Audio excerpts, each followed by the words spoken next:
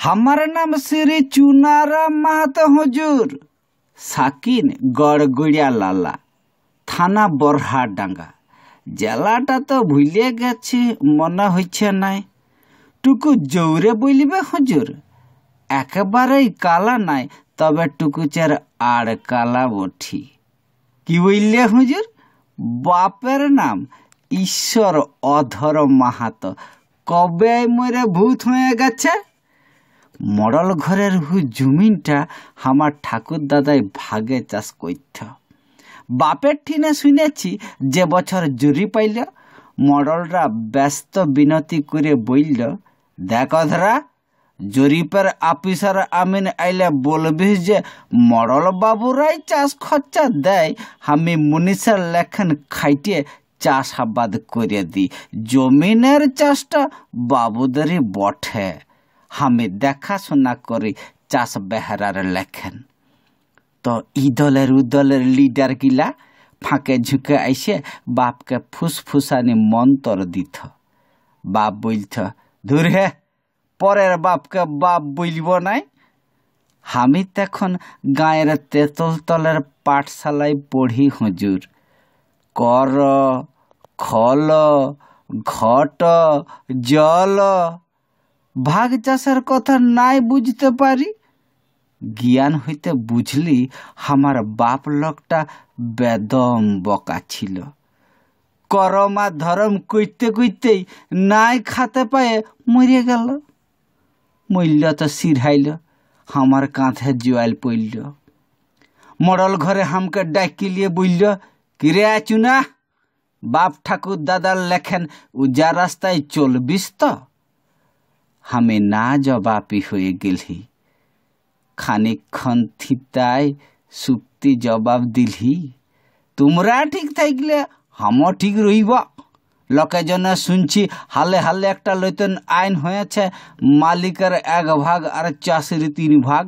ওই হিসাবে হামও ভাগ ধান দিব এই বছরলে।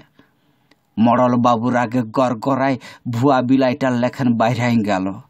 যাতে যাতে বলে গেল, ঠিক আছে, দেখা হবে আদালতে, তুই কত 4 লাখ আর আমরা কত।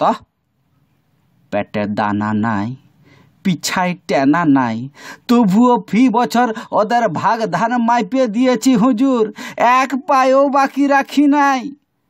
हमके रसीद দেয় নাই, খাতায় উয়াসিল করে নাই, শুধু মিছাই 4 বছরের বাকি দেখাই লালিশ ঠুকে দিয়েছে কোর্টে। কাজ কাম কামাই করে হাজরান দিছি আর হায়রান হয়েছে 1.5-2 বছর হইল। আমার উকিল মুক্তার কেউ নাই হুজুর, কোথা পাব 2-3 কোটি টাকা যে উকিল মুক্তার লাগাবো? খাঁটি বিচার কর হুজুর, ন্যায্য বিচার কর। কি বললে হুজুর? টুকু জোরে বলবে হুজুর, আগুয়ে বলেছি না, টুকু আর কালা বঠি। কি বললে হুজুর? জমিনটা ছাড়াই নিতে পারবে নাই, মিছা মামলা ঢিসমিস হয়ে গেল। তবে গলা ঝাড়িয়ে একবার দমে জোরে চেঁচাইলেই হুজুর, শ্রী চুনারাম মাহাতো জিতকার। বাপ ঠাকুর দাদাই কি জুতে নামটা রাখিয়াছিল। চুনা পুঁঠির সঙ্গে রাম নাম মেশাই, চুনা রাম। সালা গায়ের লে নতার নামের লে আইসটানি বাস উঠছে গোটা জীবন। রুজি পুঁজি সব সিরাই, ছিলি চুনহা রাম, হয়ে গেলি চুনহা। এই দুনিয়াটাই দেখছি মায়ার মালিক মরদ আর মরদের মালিক টাকা। টাকা পয়সা জায়গা জমি নাই থাকলে বাঁচে থাকাটা কি হয়রান হে বহ নাই? সালা গায়ে ঘরের জাত কুটুম গিলাও নাই ভাইলে, কুকুর বিলার লেখেন হাঁড়ি হাঁড়ি করে খাদ্যায় দেয়।